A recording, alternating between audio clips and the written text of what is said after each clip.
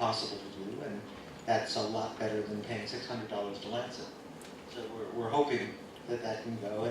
And then, of course, there are people who you know of, whether it's Junior Mutsvanga, or in fact, we have some visitors from a company called Panda that are all working on point mutation assays, which we hope may be an even cheaper way. But of course, those take time to develop. So in the meantime, having our own standardized genotyping that we can rely upon both for studies and potentially for clinical management is hopefully what will come out of the work that Ben and others have been doing. Were there other people with questions?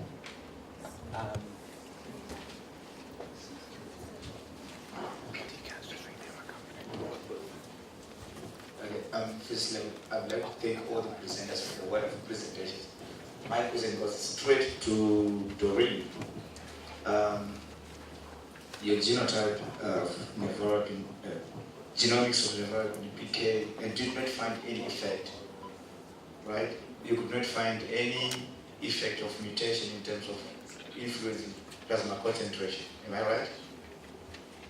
No, I think the GG genotype for the 516 was associated with a lot lower nephropathy levels compared with the other variants, the GT and the TT, and the same for the for the T allele with the 983. It had lower nephropathy levels compared to the TC. And then you could not find, because my worry is you did not find the effect of other covariates like sets, Yes, weights, I didn't.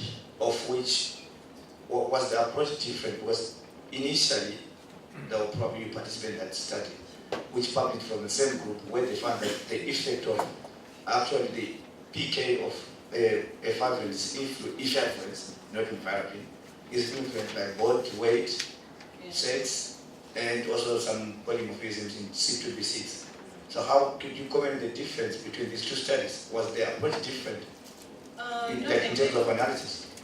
Not really, but I thought the lack of difference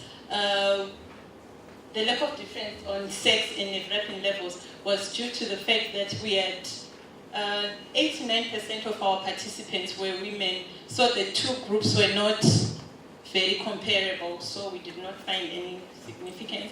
And for the body mass index, almost all of our participants had a BMI above 20. So again, the comparison was not very strong. Maybe if we had others having a BMI of 18, 15, maybe we could compare more reliably.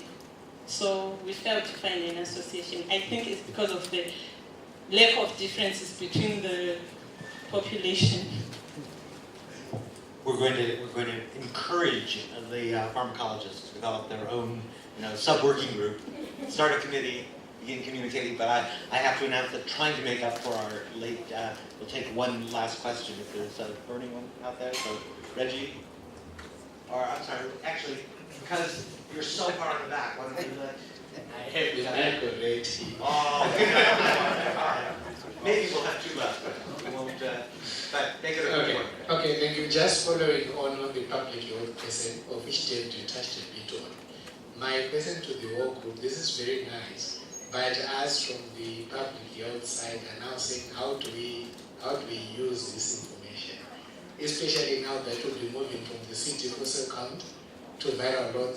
So I was really hoping someone would like, okay, this is where we are in Zimbabwe, this is what it will take, this is likely the model that is going to be followed for us to be able to use viral load. At which stage are we talking of failure for third line? Well, I think what you're asking is what the remainder of Icasa is going to be debating. As we get right now, it's very clear that guidelines are in flux. WHO is changing, and how quickly and how easily Zimbabwe is going to be able to adapt to new things. So, but we had another question for that. So I think the next 4 days are going to help sort that out. Thank you very much. I'm Peter Musoka, practicing physician in Harare. And thank you very much. We note some aspects, parts of Zimbabwe, rural Zimbabwe is receiving attention.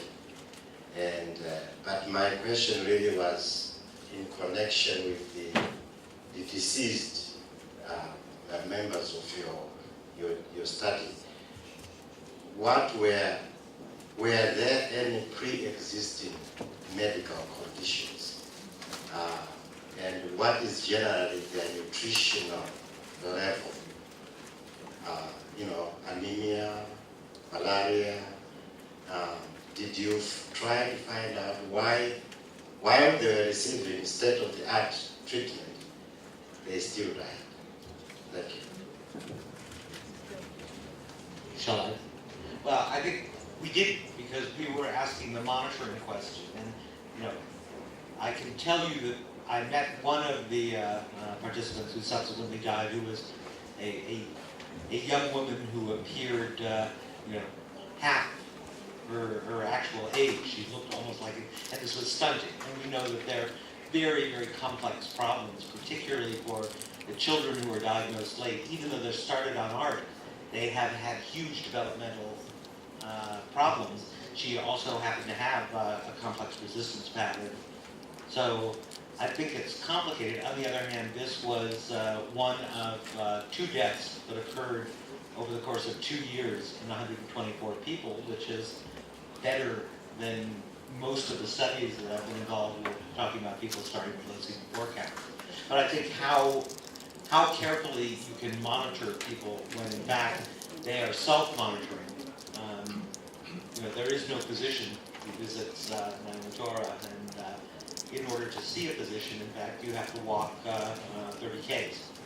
So that's a limiting factor. So it is, as Reggie was pointing out, going to have to be a public health approach to reach all those folks.